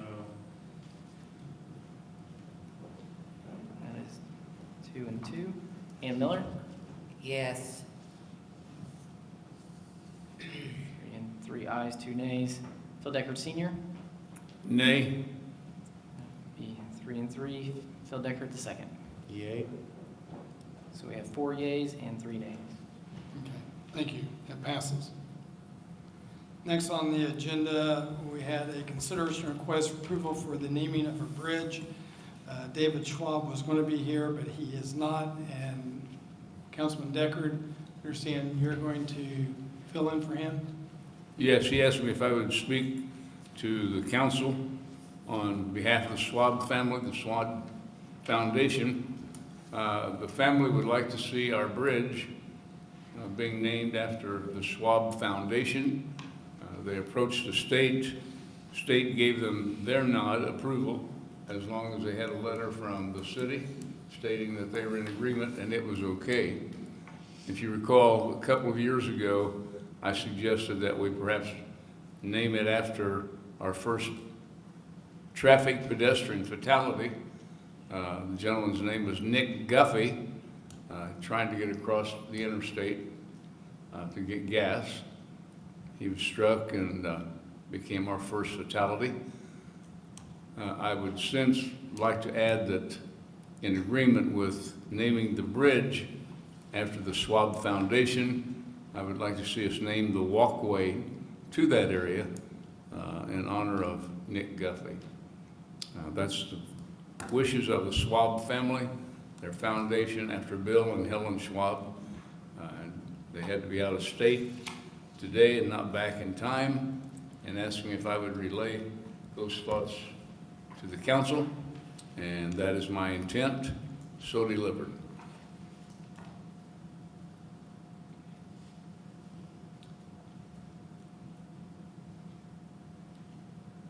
Is there a motion? Are there other comments from council members, questions, thoughts? There's a motion. Yeah, we need a motion before we can have a discussion. I would submit that as a motion. I'll second it. It's been a motion made and seconded to approval of the naming of the bridge for the Schwab Foundation. A couple of things that I did find out today, talking to Senator Bray, this request needed to be back to the state by July 7th. There are several requirements that have to be met when naming a bridge through the state. It goes through their summer committee for roads and transportation, and this is what that would fall into to rename. If there is a positive support from this committee, then there would be a bill introduced in the session then in January. So this is not a slam dunk through the state, as Mr. Schwab has kind of suggested. There are still steps that need to go through, and my understanding is it's too late to have it through this summer. And I was also told that typically anything naming a bridge is either for a fallen military personnel or a fallen law enforcement. So, any other discussion, comments? That motion was also inclusive of the walkway named after Nick Guffey.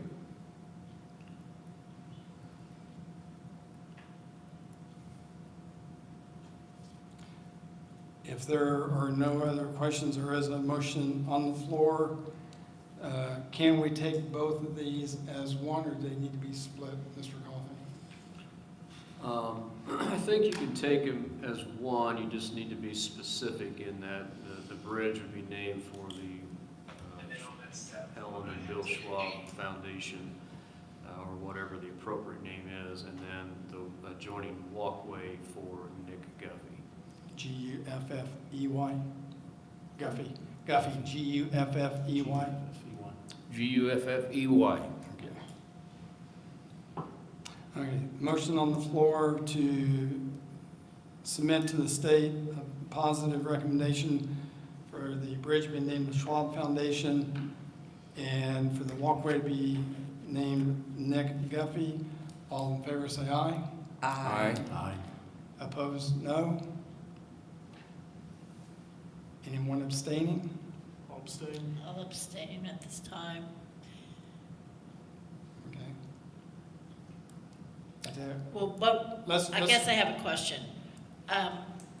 With what you've said, would it go to the state in next summer? Or It would be the summer of '26, then it would be in the legislature in '27. But you said something by January. Well, if it gets through their summer session with a favorable comment, then it'll go to the session in January. Okay. Mr. Mayor, let's do another roll call vote, please.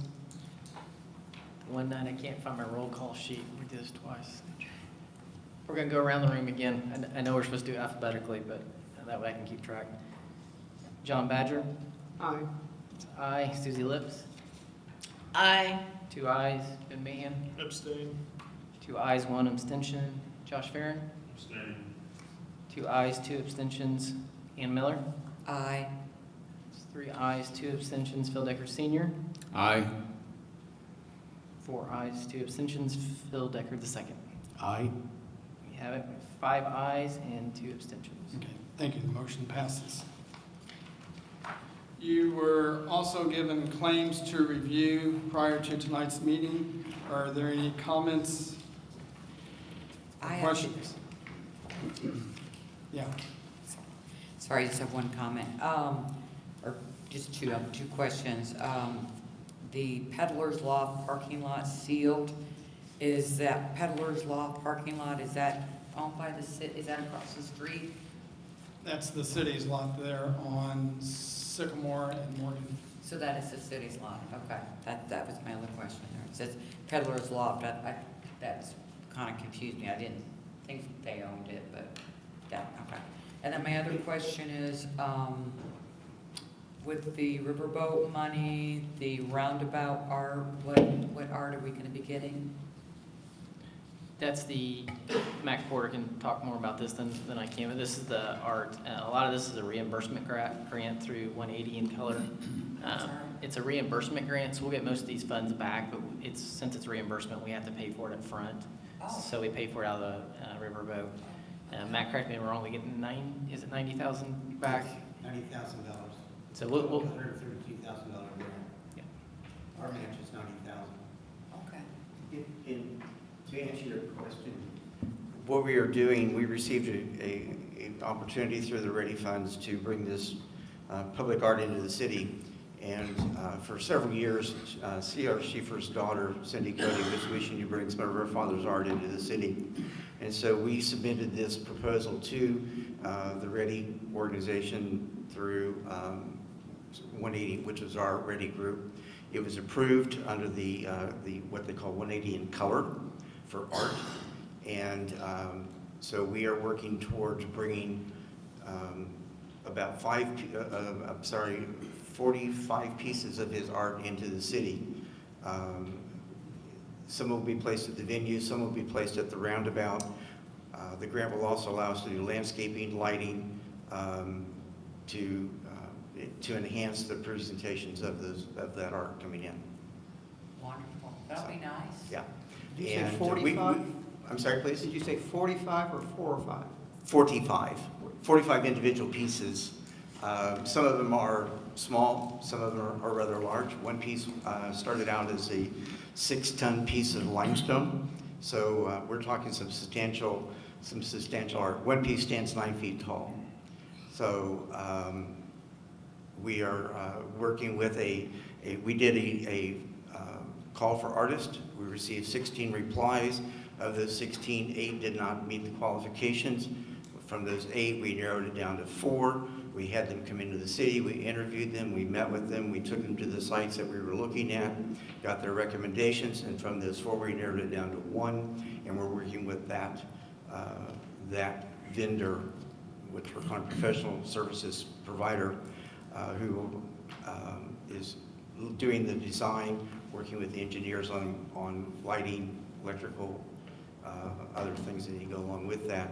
And our hope, we have to have the project done by December 31st. Our target is to be done by fall foliage. So, but we got a lot of work to do, and we have another Zoom call next week. So. That's good. Look forward to seeing that. That's awesome. Any other questions or comments regarding the claims? I have one other comment. As a member of the Redevelopment Commission, I was asked if I would share this with the council. I know there's a lot of rumors going around, a lot of stories. The municipal lot, the city has just finished paving on East Morgan Street.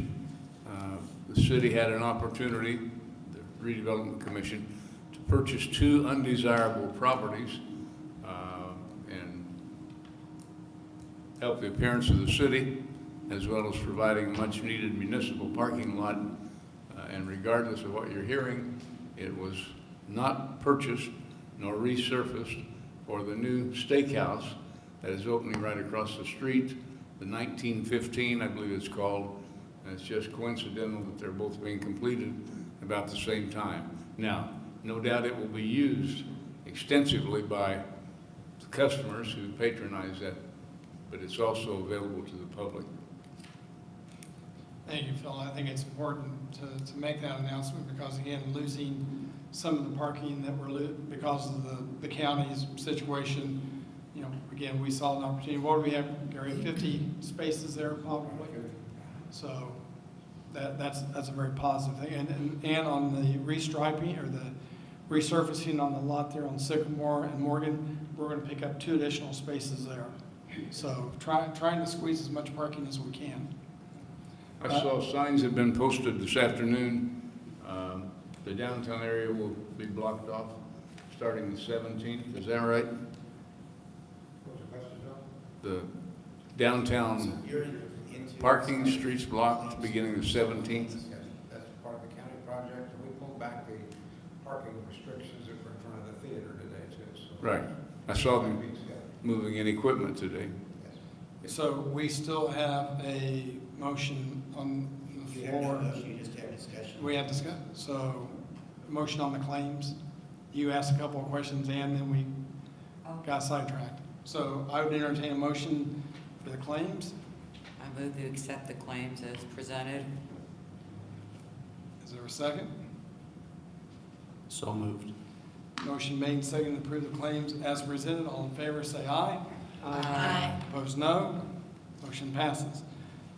We kind of started ahead of this. Any other council comments? Just one real quick, I heard that, I want to commend Ashley Cox and the Park Department for the fireworks display and the 4th of July celebration at the park. I heard fabulous things about the celebration. There was a good crowd up there. Thank you, man. Anybody else? Anyone from the Yes, public? I do. Sorry. Tonight's Board of Works, I know they approved the purchase of the tractor. And I know that's a piece of machinery that's used for steep sides and things. I would also like to see that the city also uses that, makes that available, or we provide the operator, whatever, the city park, hill. I've seen a number of years and they've use different techniques in the way they ride that hill, I think that would be a very valuable asset to provide safety for the park. Just want to bring that to your attention. And then I know the Board of Works approved the purchase of a new leaf truck. I think that's very important that we do have that. It can be used for a number of things, but at the beginning of the year, I'd also like to see or get the council's opinion and thoughts. You know, we have an ordinance about grass clippings in the streets, and that's to prevent the storm sewers from being clogged up. I think the city should have an ordinance on bagging the leaves. I think as we ask them, when we ask them to put the leaves out in the streets, sometimes they get busy, like today, I think they had 2 or 3 trees down at Sherman Estates. If they can't get to those right away, and like the rain that we've got coming in, I hate to see leaves out on the streets to be able to get down to our storm sewers, because that causes just as many problems. And I said that at the beginning of the year. I'd like the council to think about that. I think that needs to be added into the ordinance, because it's not, I mean, the difference between grass and leaves, the leaves are bigger, but those cause such a problem. And, you know, not every intersection in our city has a storm sewer drain, but the majority of them do. And I just think that we're asking for problems to say, hey, let's rake all your leaves out, and then we'll come around, you know, a week here to get your leaves. Again, we need that truck, and we use for things and for that, to assist with that. But I think we need to look at that as a council of adding that ordinance or amending that ordinance and including leaves to be bagged so they're not in our streets to clog the storm sewers. That's all I have. I guess I got one more question. The county owns the behind the high school, the ditch. Is that correct? The county owns what? The ditch that runs through the high school kind of area? County's responsible for all ditches, yes. Yeah, the ditch? Yeah. That's the county. I just noticed they weren't maintaining it very well. They never have. Wonder if we could mow it and send them a bill. We've been told to stay out of it. Okay. Okay? Question? Any other comments? Anybody from the public tonight? I have something real quick that I wanted to share. We just received notice today from the Indiana Fire and Public Safety Academy and the Indiana Department of Homeland Security that through the work of Steve Hartzog, that we received a grant for a little over $8,700 to help with maintenance and painting of our training facility, which it's in dire need of being painted. So we're really happy that he did the work for that. It also allows for us to have continued maintenance and to acquire a smoke machine and the fluid that we use for that to continue with training. So thank you, Steve, for doing that, and it's a great thing that we got, and it's a big help. So training center is not really a funded item in our budget, so it's really a good thing. So I'd share that. Thank you, Chief Anderson. Thank you for your work, Steve. You're welcome. Any other comments? If not, our next meeting will be on the 28th at 7 o'clock. We are adjourned. You're